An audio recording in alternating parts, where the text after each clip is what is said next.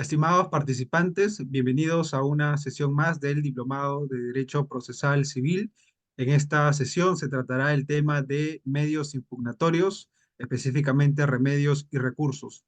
Estará a cargo del doctor Sergio Casasa, quien es abogado por la Universidad Particular San Martín de Porres y magíster en Derecho Procesal de la Pontificia Universidad Católica del Perú. Es especializado en Derecho Procesal y con amplia experiencia en importantes empresas del sistema financiero desde 1995. Es miembro del Instituto Iberoamericano de Derecho Procesal y asociado del estudio Martínez y Terrones Calderón Abogados. También es docente en la Pontificia Universidad Católica del Perú, Universidad San Martín de Porres y Universidad Tecnológica del Perú.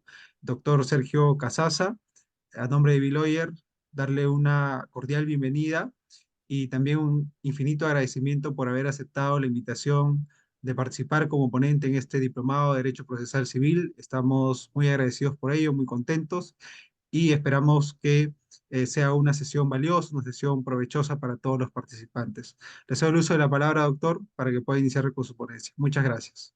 Bien, ante todo, buenas noches con todos. Agradezco la oportunidad, ¿no?, de poder conversar con ustedes. Y el día de hoy vamos a hablar respecto a los medios de impugnación. Y en el tiempo que se me ha asignado voy a intentar ser lo más, no sé, conciso posible para poder abarcar todo lo que en sí se tiene que conversar.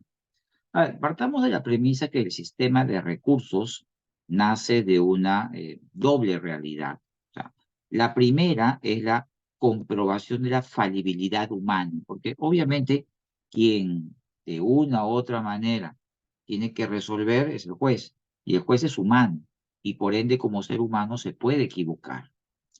Por otro lado, y la segunda, de una manera, realidad, partimos de que obviamente el litigante no necesariamente va a, a tomar favorablemente las resoluciones que recaigan en el expediente, porque obviamente puede atentar o ser desfavorable a sus propios intereses. Entonces, la falibilidad humana, que es la posibilidad de error, y el hecho de no estar conforme con la resolución emitida, es lo que justifica el sistema de impugnación.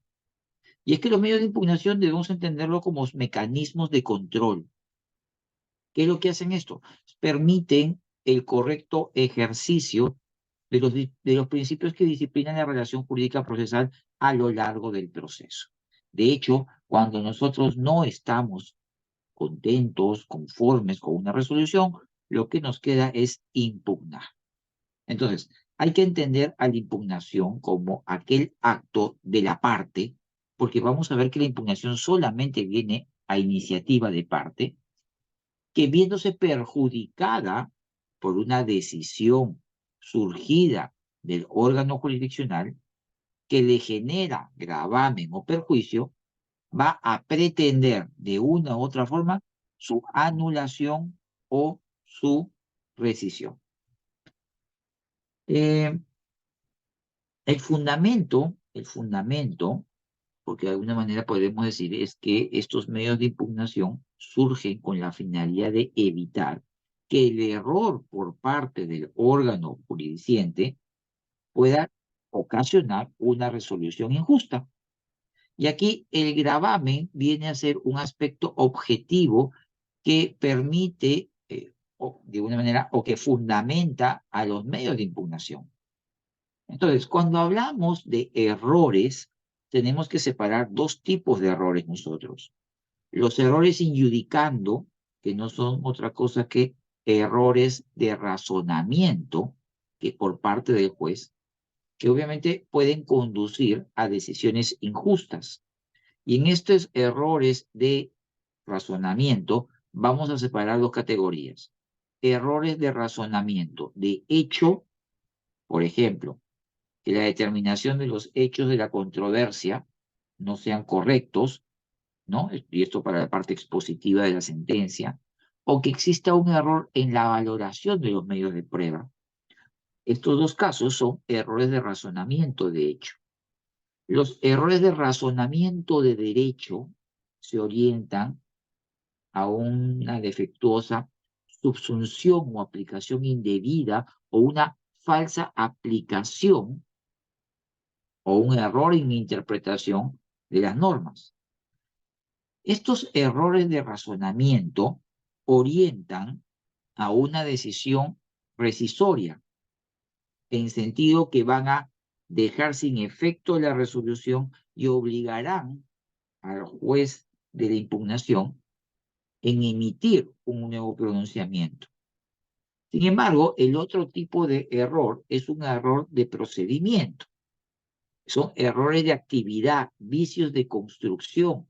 Y acá lo que se discute no es la validez del acto. O sea, miento, acá lo que se discute es la validez del acto, más no la justicia del mismo. O sea, acá son los vicios de la resolución que hicieron construir esta. Carneluti le llamaba vicios de construcción. Y por ende, el efecto que este tipo de errores genera son efectos anulatorios. Con lo cual, dime qué tipo de error denuncias y te digo cuál es el efecto que tú buscas al momento de impugnar. Si es un error de razonamiento, buscas un efecto rescisorio. Si es un error de procedimiento, buscas un efecto anulatorio.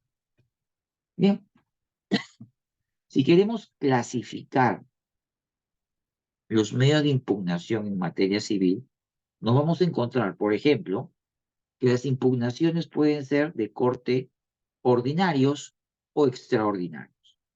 Cuando hablamos de las impugnaciones de corte ordinario, estamos hablando de todos los medios de impugnación que ha previsto expresamente el Código Procesal Civil. Es decir, aquellas impugnaciones que se cuestionan al interior del proceso. Ejemplo, reposición, casación, queja, apelación. Todos esos medios de impugnación son ordinarios en tanto y en cuanto se proponen dentro del proceso. En oposición a esta clasificación tenemos los medios de impugnación extraordinarios. Y un medio de impugnación extraordinario es, por ejemplo, aquellos que se promuevan fuera del proceso. Es decir, una nulidad de cosa juzgada fraudulenta, un amparo contra resolución judicial. Entonces, lo ordinario o extraordinario depende de dónde se cuestiona la resolución impugnada. Por otro lado, tenemos que las impugnaciones pueden ser devolutivas o no devolutivas. Y acá una precisión. Devolutivas no necesariamente es devolver. Devolutivas viene del término en italiano devolvere, que devolvere no es devolver, es trasladar. Y acá lo que pasa es que se traslada en las devolutivas al juez de impugnación la competencia para conocer aquello que fue resuelto por el acuo. En cambio, una impugnación no devolutiva significa que es el propio juez que emitió la resolución cuestionada, quien va a revisar dicha resolución. Por ejemplo, la reposición. En la reposición, recordemos que el juez que emite el fallo será el juez que tendrá la oportunidad de revisar dicha impugnación. También tenemos que las impugnaciones pueden ser suspensivas o no suspensivas y esto dependerá del efecto que genera la impugnación. Es decir, será suspensiva si la interposición suspende los efectos de la resolución impugnada y será no suspensiva si es que la resolución es si es que de alguna manera los efectos de la impugnación no suspenden el conocimiento del acuo para continuar con el proceso o continuar con el trámite correspondiente. Entonces dependerá si suspende o no suspende. Por ejemplo, una apelación de sentencia como regla general suspende la ejecución de la misma. Claro, hay una excepción, que es alimentos. En cambio, un recurso de queja no suspende de ninguna manera el decreto impugnado, perdón, la resolución impugnada. Por último, tenemos la clasificación de remedios y recursos. Y remedios se dice que son aquellos por los cuales el recurrente pide reexaminar un acto procesal que no está contenido en resolución, digamos tachas, oposiciones o la nulidad de un acto procesal concreto. En cambio, los recursos son, el recurso vendría a ser aquel acto procesal propuesto por la parte frente a una resolución judicial, ¿no? Buscando su revocatoria o anulación. Y en estos casos tenemos la reposición, la apelación, la casación y la queja. Y vean que cada uno de estos medios de impugnación atacan un tipo de resolución específico. Véanse, la reposición ataca decretos. La apelación ataca sentencias y autos, salvo los inimpugnables, emitidos por el juez de primera instancia. La casación ataca sentencias y autos finales que ponen fin al proceso emitidos por el juez de segunda instancia. Y el recurso de queja procede contra la denegatoria del recurso de apelación o de casación, o cuando estos medios de impugnación han sido concedidos con un efecto distinto al que la ley establece. Entonces, hasta acá vemos la clasificación que existe respecto a los medios de impugnación. Los medios de impugnación tienen ciertos requisitos de admisibilidad y procedencia. Por ejemplo, un requisito de admisibilidad está referido a la competencia, en tanto que tiene que proponerse el medio de impugnación ante el órgano jurisdiccional, ¿no?, que cometió el vicio de error, salvo que la ley diga lo contrario. Si nosotros vemos que, por ejemplo, el recurso de casación, el recurso de apelación y la reposición se proponen ante el juez que emitió la resolución impugnada, mientras que el recurso de queja se propone ante el juez superior encargado de revisar la impugnación. También un requisito de admisibilidad es el plazo, porque cada medio de impugnación tiene su plazo y por ende, en tanto y en cuanto el medio de impugnación se presente oportunamente, se calificará la admisibilidad del mismo. Por último, hay que observar la formalidad exigida por ley. Entonces, requisitos de admisibilidad, la competencia recursiva, el plazo y la formalidad establecida por ley. ¿Qué requisitos de procedibilidad existen? Punto 1, que todo medio de impugnación, todo, a diferencia de lo que pasaba en 1912, con el Código de Procedimientos Civiles, tiene que ser fundamentado. Aparte, hay que precisar el agravio y el vicio o error cometido por el juez. Entonces, error, agravio y fundamentación son los requisitos de procedibilidad. Bien, con esto tenemos un marco general de los medios de impugnación y quiero conversar con ustedes respecto a los medios de impugnación en general que el Código Procesal Civil regula. Y vamos a empezar quizás por el más ligero, si quieren llamarlo así, que es el recurso de reposición. Y el recurso de reposición, punto 1, como ya les adelanté, se interpone para solicitar el reexamen únicamente de decretos. Ojo, la reposición solamente procede contra decretos, aquellas resoluciones de mero trámite, que son impulso procesal. Cuando un decreto es mal emitido y queremos cuestionarlo, lo hacemos a través de la reposición. El plazo depende. Si la resolución es notificada fuera de audiencia, 3 días para plantear la reposición. Si el decreto se emitió en audiencia, en la misma audiencia. ¿Ok? ¿Ante quién se interpone? Ante el juez que emitió, que conoce el proceso, ante el juez que emitió la resolución impugnada. ¿Cuál es el trámite? Sencillo. Si la impugnación es palmaria y evidente, el juez resuelve de plano, si no, corre previo traslado por el plazo de 3 días. Con la absolución o sin ella, el juez, el mismo juez que emitió la resolución hoy cuestionada, resolverá. Y su decisión es inimpugnable. ¿Ok? Entonces, eso es lo que podemos hablar respecto al decreto.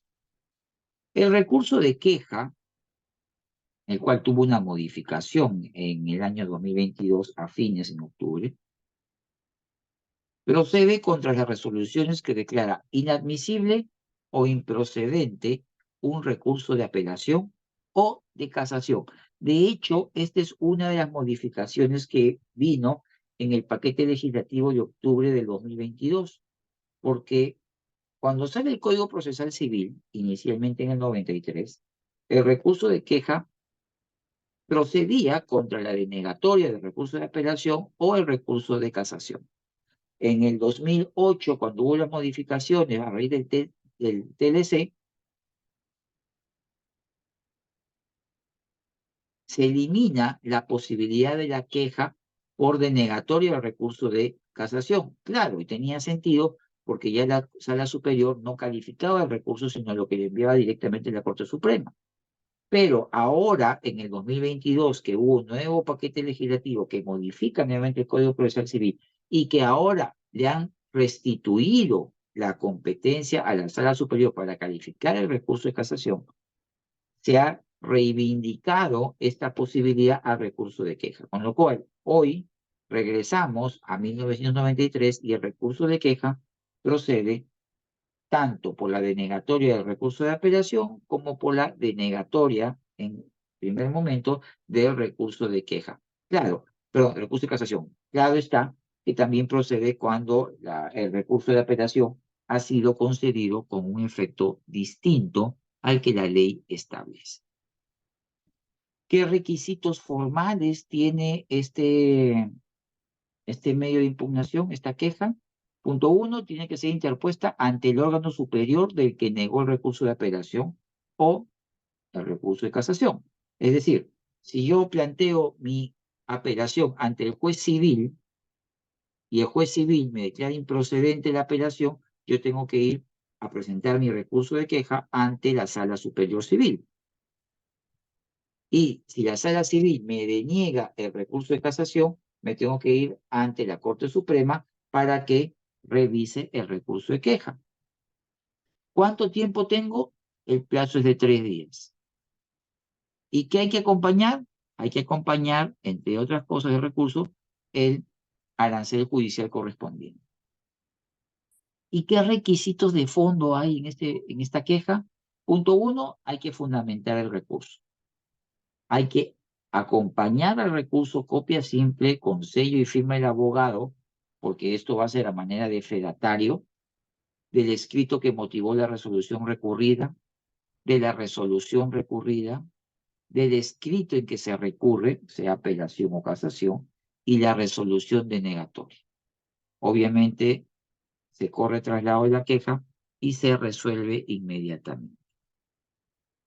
Ojo que la interposición del recurso de queja no suspende para nada la tramitación del proceso principal y mucho menos afecta la eficacia de la resolución denegatoria.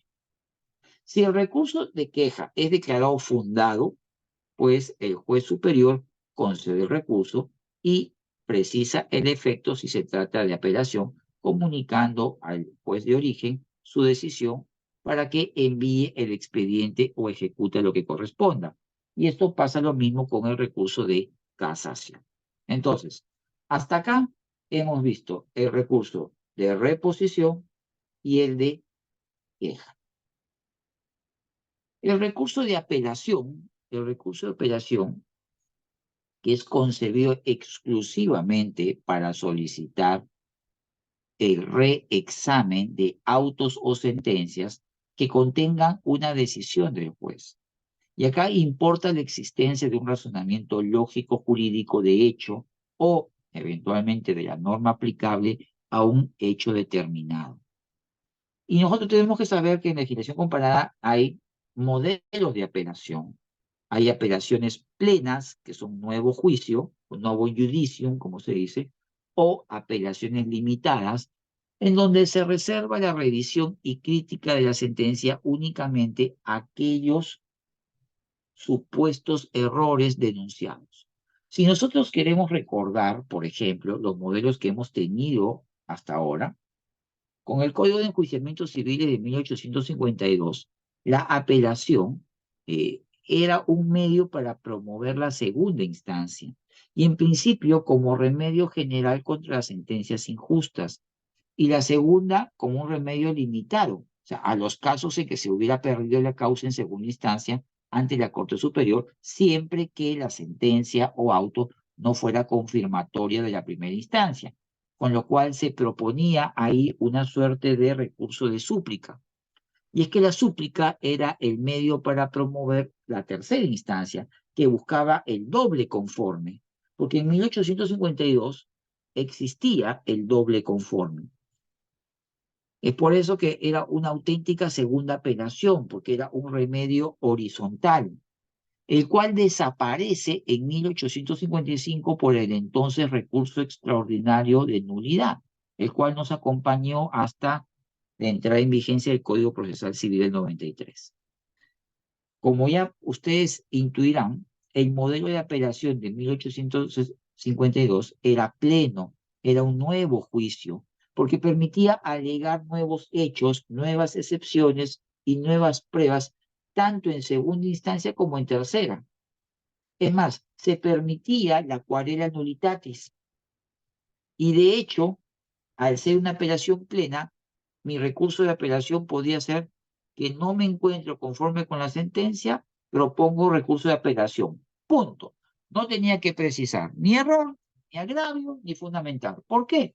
Porque ya promovía la segunda instancia y tenían que ser un nuevo juicio, una nueva evaluación de todo. En 1900, en 1912, con el Código de Procedimientos Civiles, se mantiene el modelo de apelación plena. Claro, se incorpora que las nulidades podían ser declaradas de oficio, inclusive por las Cortes. Este modelo cambia con el Código del 93. Y eso nosotros lo percibimos concordando el artículo 364 con el 366, cuando dice el 364 que el órgano jurisdiccional superior examine la resolución y el 366 indicando el error de hecho de derecho incurrido en la resolución. Entonces, cuando tú me limitas o me precisas o me estableces que tengo que precisar el error, es porque ya no estamos en una apelación plena, sino en una apelación revisión. Y acá es donde viene la famosa frase, tantum appellatum quantum devolutum, en donde implica que, ¿no? hay que aplicar, interpretar normas jurídicas con un criterio diferenciado, claro, y donde solamente el juez superior va a revisar los errores denunciados por las partes. Entonces, caso contrario, el juez va a exceder, va a hacer una interdicción de la arbitrariedad, eh, analizar hechos que no han sido denunciados como errores. ¿Quién tiene legitimidad para apelar? Señores, conforme al 364, partes y tercero. O sea, no, pero ojo, no cualquier tercero. Es el tercero admitido en el proceso sin distinción alguna. Y por ende, la resolución impugnada debe lesionar los intereses de aquel que apela. O sea, le tiene que ser desfavorable. ¿Qué requisitos de admisibilidad tenemos acá? Ojo, el recurso de apelación tiene que ser propuesto dentro del plazo previsto por la ley. De hecho, no es igual apelar una sentencia que un auto. Siempre los autos, el plazo de apelación son 3 días y las sentencias dependerá de la vía procedimental. Si son 10 días conocimiento, 5 días abreviado, 3 sumarísimo. El medio de impugnación, la apelación, se propone ante el juez que expidió la resolución. Mismo juez que se equivoca en emitir el auto, la sentencia, pues ante quien yo interpongo el recurso de apelación. Y lógico que tengo que adjuntar la tasa judicial respectiva. ¿Qué requisitos de procedibilidad deben tener? Los mismos. Precisar el error, precisar el agravio y fundamentar, obviamente, el mismo. Error, agravio y fundamentación. Son los tres requisitos generales de procedibilidad. ¿Cómo se concede el recurso de apelación? Depende del tipo de resolución y la vía procedimental, porque cada vía procedimental nos va a precisar el efecto con el cual se concede cada tipo de impugnación.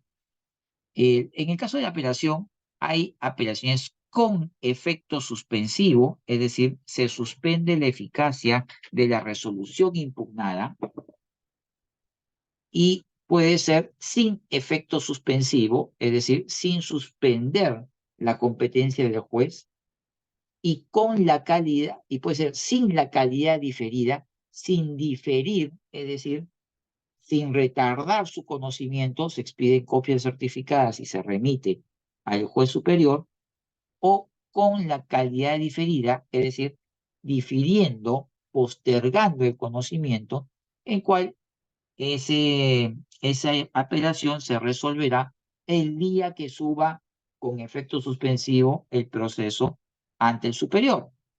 Y ustedes me dirán, ¿y si nunca se apela la sentencia y nunca se eleva el expediente? Pues nunca se verá la apelación sin efecto, por ser una apelación menor. Obvio que cada apelación tiene un trámite distinto, porque no es igual apelación de sentencias, porque, por ejemplo, en conocimiento de abreviado, interpongo el recurso, se eleva al superior, el superior corre el traslado de la apelación y con la absolución del traslado sin ella se fija fecha para la vista. Y realizar la vista tiene 15 días hábiles, prorrogables a 15 más, para revisar, para emitir fallo. Cuando es una apelación de auto con efecto suspensivo, es muy parecido a la apelación de sentencia y proceso sumarísimo, porque elevado los autos, se señala fecha para vista de la causa, y en la vista, obviamente, hay la posibilidad de informar y hay un plazo igual de 15 más 15 para emitir resolución. Pero cuando es una apelación sin efecto suspensivo, pues definitivamente se señala fecha de vista interna, no hay informe y los superiores tienen que resolver sin escuchar a las partes. ¿Cómo es la actividad probatoria en la apelación? Pues ojo, a raíz de las modificaciones que han habido, el artículo 374 establece que las partes o terceros, únicamente los legitimados, pueden ofrecer medios de prueba en sus escritos de formulación de apelación o en la de absolución de agravios, en dos casos. Punto uno, cuando los medios probatorios estén referidos a la ocurrencia de hechos relevantes, o sea, para el derecho o el interés discutido, ¿no? Pero que hayan acaecido después de concluida la etapa postulatoria. Propiamente estamos hablando de hecho nuevo. Y el otro supuesto es cuando se trate de documentos expedidos con fecha posterior al inicio del proceso o que comprobadamente no se hayan podido conocer y obtener con anterioridad. Y eso se refiere al famoso hecho nuevo impropio. Entonces, el recurso de apelación es tal cual.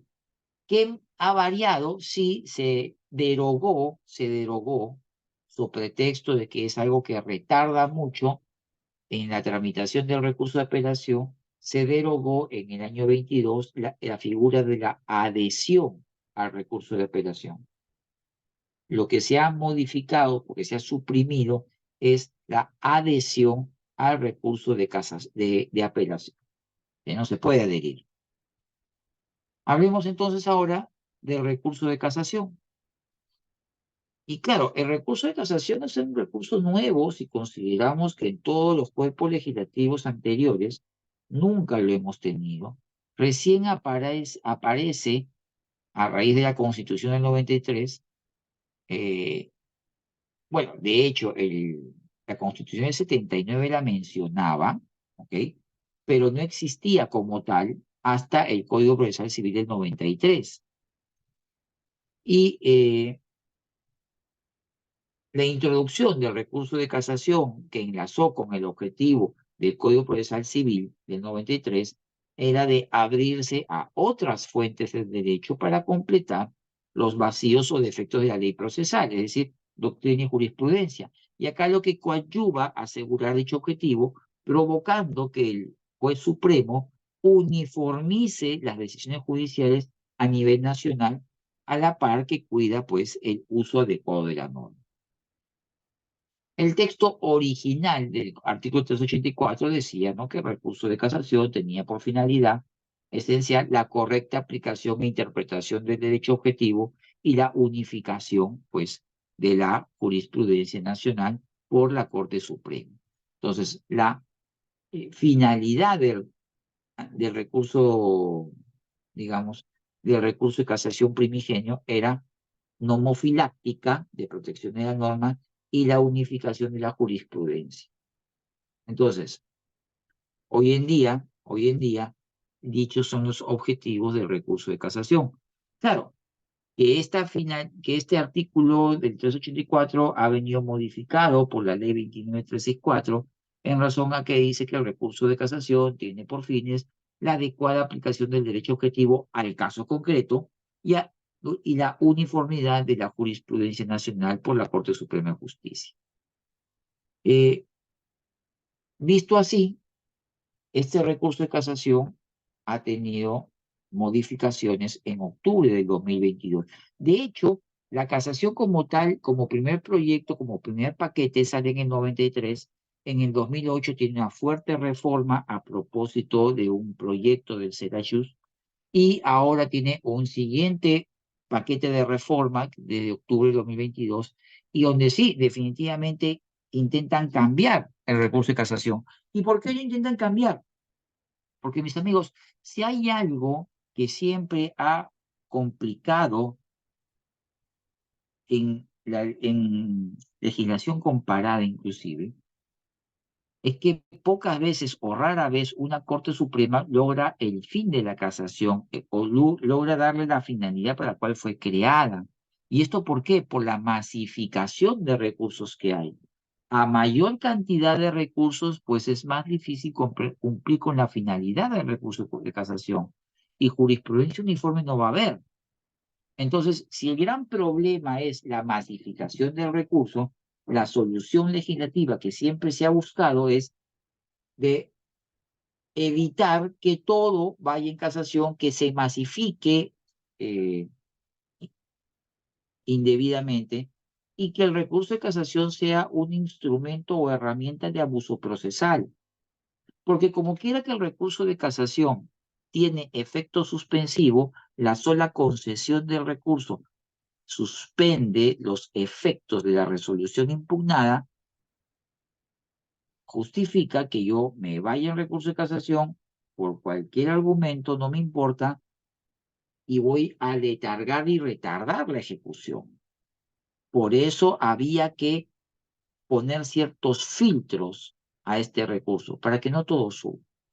Entonces, hecho este antecedente, el recurso de casación procede contra las sentencias y autos expedidos por las salas superiores que, como órgano de segundo grado, pongan fin al proceso. Esta es una reforma que se mantuvo porque el texto primigenio no tenía ese filtro. Entonces, lo primero es que tiene que ser una resolución que ponga fin al proceso. Lo segundo, y este es lo nuevo que trae la modificación del Código Procesal Civil, es que además de poner fin al proceso, la sentencia o auto tiene que discutir una pretensión mayor a las 500 URPs o que la pretensión sea inestimable en dinero. Es decir, y acá hay que hacer una precisión, no estamos frente a lo que algunos erróneamente llaman summa gravaminis, porque la summa gravaminis se refiere a la suma del gravamen, a la suma del perjuicio. Por ejemplo, si decimos, a ver, por dar un número, que 500 URP equivalen a 250.000 soles, si el perjuicio, si la resolución impugnada tiene un perjuicio de ese monto mayor, recién califica. Una cosa es la suma gravaminis, la suma del error o la suma del perjuicio, y otra cosa es el monto, la cuantía del recurso, es decir, el monto de la pretensión. A ver, si yo sé que no debo 250.000, debo 200.000, ¿cuánto es el gravamen? ¿Cuánto es el perjuicio? 250 menos 250. ¿Procede el recurso de casación si aplicamos suma gravaminis? No. Pero si la pretensión demandada es 250, yo digo que digo 200, la suma del monto del recurso, al ser mayor a 50 URPs, pues debe concederse. Entonces, no estamos frente a una suma gravaminis, estamos frente a una cuantía de recurso, y esto no hay por qué asombrarse porque esto no es nada nuevo si consideramos que la casación laboral y la casación en el contencioso administrativo ya tenían monto de 70 y 140 URPs. Nosotros nos hemos ido con 500. Pero cuando decimos 500, dice, oye, pero, escucha, todo sube entonces, no hay ningún filtro. No, si hay un filtro. ¿Cómo? Pero sí, a ver, para que vaya en casación tiene que empezar, la resolución de segundo grado tiene que ser del juez superior. Sí. Para que el juez de primera instancia vea un tema de 500 URP, es un abreviado o conocimiento. Sí. Entonces, todo lo que empieza en primera instancia necesariamente va a llegar a casación, porque al tener 500 URP la competencia en el juez civil y envíe segundo grado al juez superior, pues puede ir en casación. Bueno, hay un detalle, que los procesos de ejecución no tienen esa regla. Entonces pareciera que el tema de 500 URP está pensada en procesos de ejecución menores a 500 URP, porque para que un juez civil o un juez comercial, que es de primera instancia, tome conocimiento de una pretensión, son pretensiones superiores a 100 URP. Es decir, si el monto demandado es inferior a las 500 URPs, pues señores, ahí sí no procede la casación. Si se dan cuenta, yo particularmente hubiera preferido un monto superior para que filtre un poco más, pero bueno, lo único que se está restringiendo son los procesos de ejecución de cuantía menores a 500 URP. El segundo filtro es que el pronunciamiento de segunda instancia tiene que revocar en todo o en parte la decisión de primera instancia. Y acá, dicho en cristiano, lo que se está buscando es el famoso doble conforme. Es decir, si una sentencia impugnada ya tiene un mismo sentido en dos resoluciones o en dos instancias, ya no me voy a una tercera. Me explico. Fundada la demanda en primera instancia. Bien, 1-0. Confirmo la sentencia apelada, 2-0. ¿Me puedo en casación? No. ¿Pero por qué? Ya he hecho dos conformes, dos resoluciones en el mismo sentido. Puede ser también infundada la demanda y confirman, tienen el mismo sentido dos veces, señores, ya no puedo ir al recurso de casación, ¿no? Y ojo, claro, acá el pronunciamiento, y tiene coherencia con que sea una resolución que ponga fin al proceso, no tiene que ser anulatorio. Recuerden, no tiene que ser anulatorio. Estos son los filtros que están llegando. Pero contrario al filtro, aún se mantiene la famosa procedencia excepcional. Claro, ya no está en el artículo 392A, sino actualmente en el 387. ¿Y qué dice? Dice que excepcionalmente es procedente el recurso de casación en aquellos casos distintos a los previstos en el 386, que es lo que acabamos de comentar, cuando la Corte Suprema discrecionalmente lo considere necesario para el desarrollo de la doctrina jurisprudencial. Es decir, acá, ¿y cuándo cuándo lo consideran necesario? Solo ellos lo saben. Entonces, acá hay peligro en haber dejado un supuesto, una supuesta puerta de corte subjetivo a algo que netamente era objetivo. Las causales del recurso de casación han variado.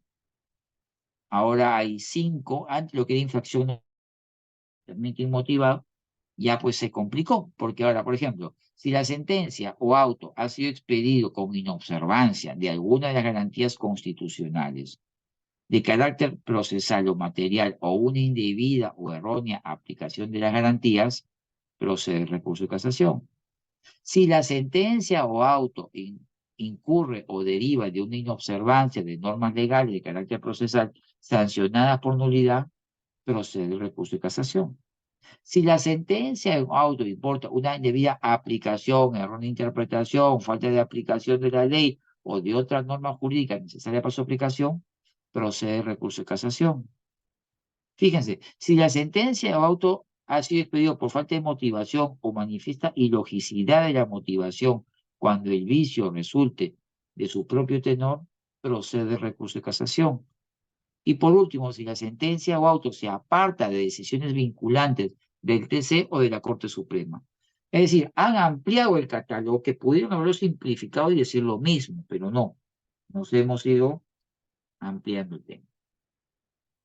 ¿Qué requisitos exigen para conceder el recurso de apelación? En principio, que el recurso de casación debe indicar por separado cada causal invocada. Y asimismo, hay que citar concretamente los preceptos legales que considere la parte impugnante erróneamente aplicados sin observados. Y precisar, de ser el caso, el fundamento o los fundamentos doctrinales y legales que sustentan nuestra pretensión. En segundo lugar, hay que recordar que el medio de impugnación ahora solamente se interpone ante la Sala Superior, contrario a lo que tuvo su modificación en 2008 que permitía interponer directamente ante la Corte, también ante la Corte Suprema. No, ahora todo se plantea ante la Superior. Y dentro del plazo de 10 días, adjuntando el recibo por el arancel judicial correspondiente. Ahora, si no se cumple con lo previsto en el 386, que hace referencia en el inciso A al, a la cuantía del recurso, y B al doble conforme, o se invoque causales distintas a los referidos en el código, pues el recurso va a ser rechazado y se le va a imponer una multa de 10 hasta 50 URP si es que la sala considera que fue una interposición maliciosa. Ahora, si no cumple con lo previsto en el inciso C, es decir, que no sea un fallo anulatorio, pues se le va a conceder un plazo de 3 días a la parte para que subsane, ¿no? Caso contrario, la multa será entre 10 a 20 URPs. Ahora, si se invoca la procedencia excepcional, porque puede ser invocada, o sea, sin perjuicio de señalarse y justificarse la causa que corresponda conforme al 388, el impugnante tiene que consignar adicional y puntualmente las razones que considera justificatorias para el desarrollo de la doctrina jurisprudencial que se pretende. Entonces, acá de una u otra manera hay que darse cuenta que ha variado un poco el procedimiento. Lo que sí no se animó y hubiera sido muy fructífero, muy sano, la comisión de modificación es a quitarle el efecto suspensivo al recurso de apelación. De hecho, el proyecto de modificación del Código Procesal Civil busca, de una u otra manera, quitarle el efecto suspensivo. Pero nuestro legislador, digamos, no se animó a ello y se mantiene el efecto suspensivo. ¿En qué casos declara improcedente el recurso de casación la Corte? Porque esto lo va a declarar la Sala Suprema. Cuando no se cumplen los requisitos y causales en el 391, que hace referencia a los requisitos de interposición, admisibilidad, y al 388, que se refiere a las causales, o se refiere a resoluciones no impugnables en casación conforme al 386, o que el recurrente, o sea, el impugnante, hubiera consentido previamente la resolución adversa en primera instancia si esto hubiera sido confirmada por la resolución objeto del recurso, o invoca violaciones de la ley que no hubieran sido deducidas previamente en el fundamento de su recurso de apelación. Ahora, también se puede declarar improcedente cuando, a criterio de la Corte, carezca manifiestamente de fundamento, y eso es un tema muy subjetivo, o se hubiera desestimado en el fondo otros recursos sustancialmente iguales y el recurrente no presenta argumentos suficientes que justifique modificar este criterio o doctrina jurisprudencial ya establecida. Ahora, la improcedencia del recurso puede afectar a todas las causales invocadas o solamente alguna de ellas. Y la resolución que se pronuncia sobre la procedencia del recurso de casación tiene que expedirse en el plazo de 20 días con el voto conforme de 3 jueces supremos. Esta es otra modificación, porque antes la calificación venía con 4 votos, ahora solamente 3. ¿Qué más ha cambiado en el recurso de casación? Fíjese, si se declara procedente el recurso de casación, el expediente queda 10 días en la Secretaría de la Sala para que los interesados puedan examinarlo y presentar, si lo estiman conveniente, sus alegatos ampliatorios. No se optó por el contradictorio directo en el sentido de que antes de que se pronuncie la sala, la parte afectada pueda cuestionar. No, pero le dijeron ya, después que yo califico la procedibilidad, tú tienes 10 días para que me digas lo que piensas. Y vencido dicho plazo, se va a señalar día y hora para la audiencia de casación. Acá ya estamos hablando de audiencia, con una citación a las partes apersonadas, y esta audiencia se tiene que instalar con la concurrencia de las partes que asistan y quienes pueden, y ojo, pueden informar sin necesidad de que hayan pedido el uso de la palabra. Y en todo caso, la falta de comparecencia injustificada, fíjense, del abogado de la parte recurrente, es decir, quien propuso el recurso de apelación, da lugar a que se declare improcedente el recurso de casación. Instalada la audiencia, primero va a intervenir el abogado de la parte recurrente, o sea, la que propuso el recurso, y si existen varios impugnantes, la sala va a fijar el orden de intervención, luego del cual van a informar los abogados de la parte recurrida, ¿no? Y en el caso se vaya a nombrar o cambiar representante procesal, pues hay que acreditar tal situación. ¿Hay actividad probatoria en el recurso de casación? Claro, los únicos medios de prueba que proceden son los documentos que acrediten la existencia del precedente judicial o de la ley extranjera y su sentido en los procesos sobre derecho internacional privado.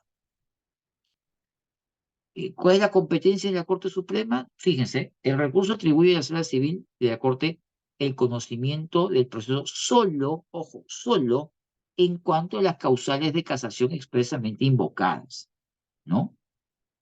Si la Sala Suprema declara fundado el recurso por una infracción de una norma de derecho material, pues la resolución impugnada va a revocar íntegra o parcialmente, según corresponda, y también se va a revocar la decisión si la infracción es de norma de carácter procesal. Ahora, si se declara fundado el recurso por apartamiento inmotivado del precedente judicial, y fíjense acá que mantiene el conflicto que existía antes, porque todos decíamos, por un lado, hoy no se puede apartar el precedente, pero acá nuevamente habla de apartamiento inmotivado. Creo que acá se olvidaron concordar este artículo, porque la idea es que ya no ya el precedente no debe ser apartado por los jueces.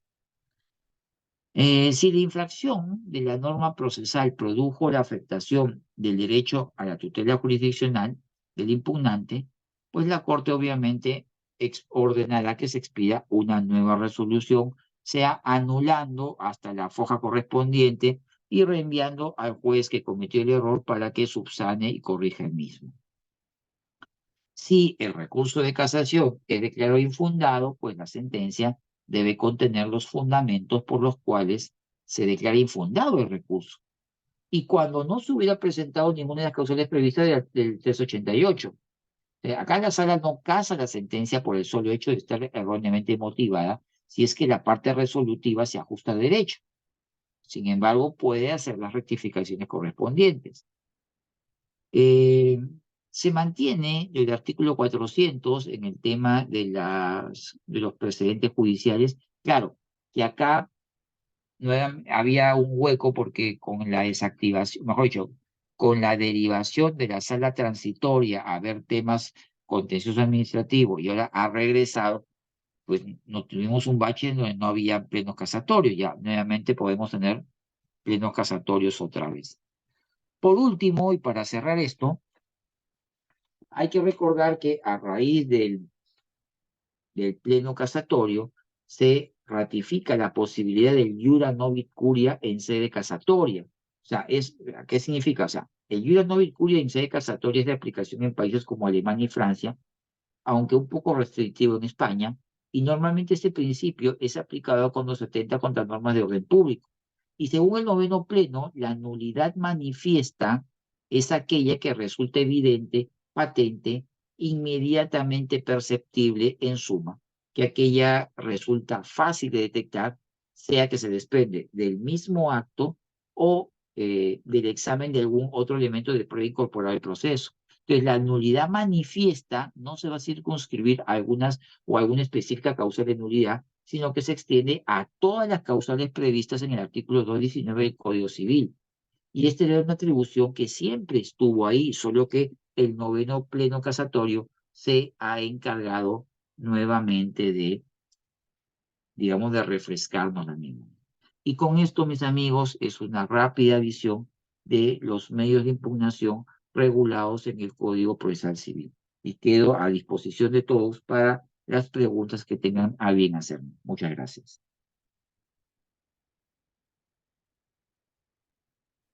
Muchas gracias, doctor, por la ponencia. Si alguno de los participantes tiene alguna duda, alguna interrogante, puede alzar su manita y se le cederá el uso de la palabra o en todo caso puede dejar su pregunta en la bandeja de mensajes.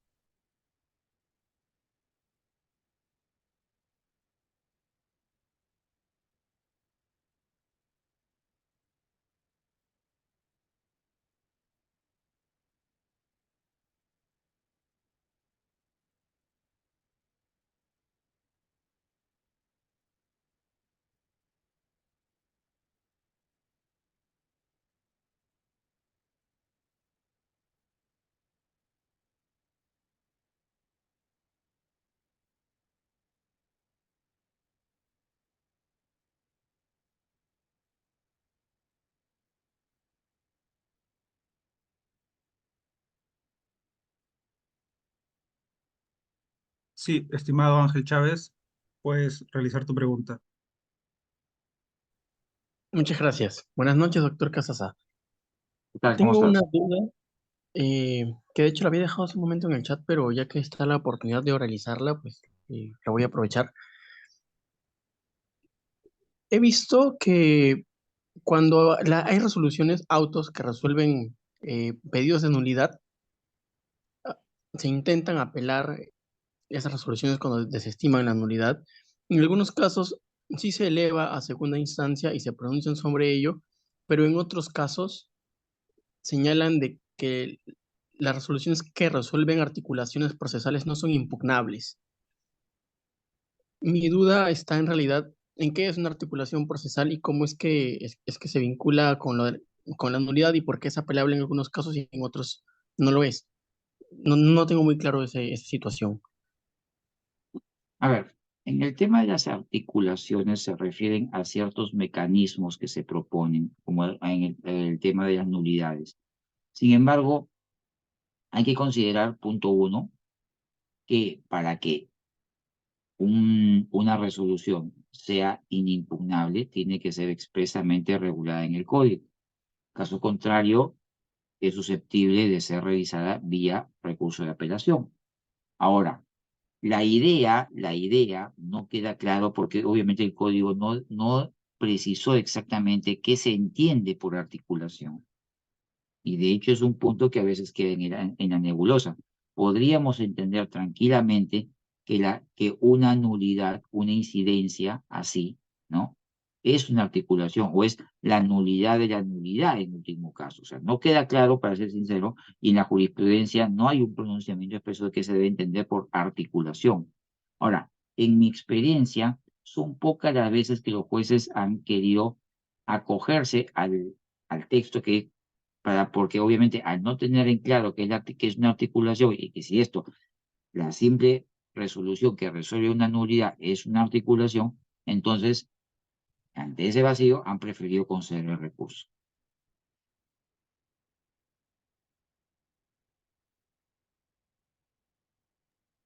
Ya veo. Mi duda se generó justamente porque en el trabajo solemos ver amparos contra resoluciones judiciales Ujú. y a veces se plantean los amparos contra resoluciones que resuelven nulidades. Y hay casos en los que el mismo Tribunal Constitucional ha señalado de que las articulaciones no son impugnables, pero también he visto que sí se impugnan. Entonces, ahora que el panorama estaba poco claro para mí, pero ahora que sé que es poco claro en general, entonces más o menos como que calma la Claro, situación. pero mira, si te interesa el comentario, ojo, el hecho de que le deniegues el recurso de apelación a una resolución, a ver, vamos por partes. El derecho a la doble instancia es propio de la apelación de la sentencia, más no de resoluciones distintas a sentencia. ¿Por qué? Porque justamente la resolución que pone fin a la instancia es la sentencia. Está prohibido, obviamente, o proceso de instancia única. Por eso el legislador ordinario puede, sin ningún problema, denegar medios de impugnación, es decir, la apelación, a resoluciones que no sean sentencias, porque esas resoluciones menores no ponen fin a la instancia. Entonces, un amparo, porque no me concedieron un recurso de apelación en ese sentido, obviamente es un tema discutible, ¿no? De acuerdo, doctor, muchas gracias.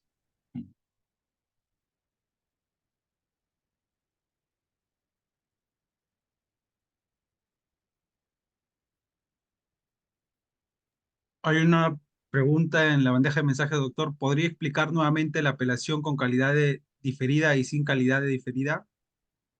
Claro, las apelaciones en principio pueden ser con efecto suspensivo y sin efecto suspensivo. Sin efecto suspensivo significa sin suspender la tramitación y eficacia de la resolución. El concepto de diferido o sin calidad diferida implica, en este sin efecto suspensivo, el momento en el que se va a revisar la apelación. Diferir es postergar. Con una apelación sin efecto suspensivo y con la calidad de diferida es que difiere o traslada el conocimiento de la revisión de la apelación cuando suba todo el expediente. Cuando es sin la calidad diferida, es sin diferir, sin postergar, quiere decir que inmediatamente hay que revisar la apelación y para ello se expide el cuadernillo de copias y que sube a la sala para su revisión. A eso se refiere.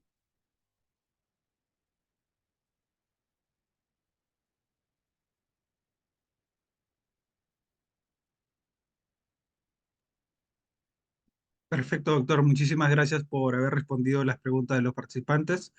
Me parece que ya no hay ninguna interrogante y bueno, agradecerle enormemente por la exposición, por la disertación. Ha sido todo muy claro, muy conciso, doctor. Muchísimas gracias por brindarnos su tiempo y su conocimiento y esperamos que en otra oportunidad vuelvas a estar una invitación de Biloyer para que brinde una clase en algún evento académico, doctor. Siempre será un honor contar con usted. Muchísimas gracias y que tenga una excelente noche, una excelente semana, doctor. Muchas gracias. Hasta luego con todos. Gracias.